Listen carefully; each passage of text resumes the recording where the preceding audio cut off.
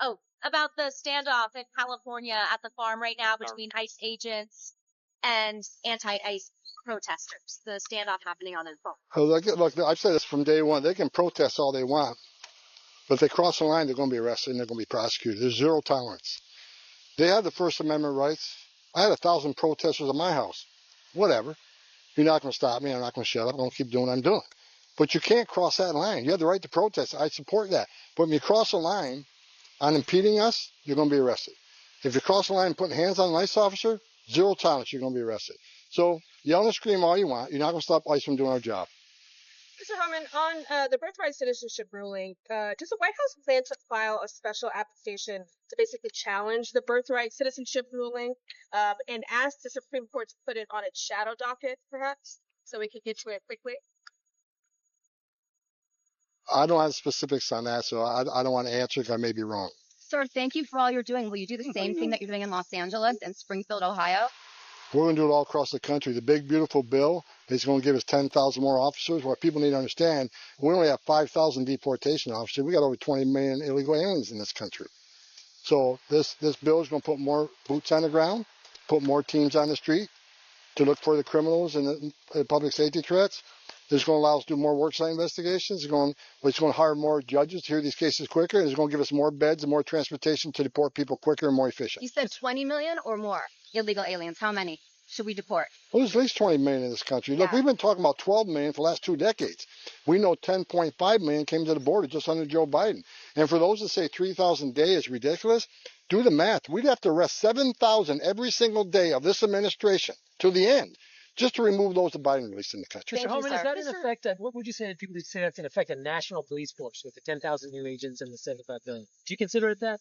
No, I said with over 20 million illegal aliens, we got less than 5,000 deportation officers. We're enforcing the law.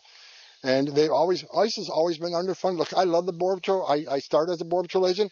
They've been increased their resources many times. ICE has never seen a resource like this. Let's remember, a lot of people Border Patrol arrests come to ICE. They have to transport them, detain them, remove them. It's about time ICE got the numbers they need, especially now because we're cleaning up the mess of the last 4 years of an open border. So we need more enforcement resources to clean up the mess Joe Biden made, plus the ones that are here before them. And that's why, if you look at the numbers, and the media is saying, the majority of people ICE arrested aren't criminals. Well, they're not counting misdemeanors, they're not counting people who are pending charges. If we arrest an illegal alien in the county jail, I'm thinking he's not a choir boy. So, they broke the law entering this country and they committed another crime. They're going to be a priority of this administration. Thank you. Got it. How would this administration actually implement birthright citizenship? How would that actually? That's a question we'll talk about later. We'll talk about.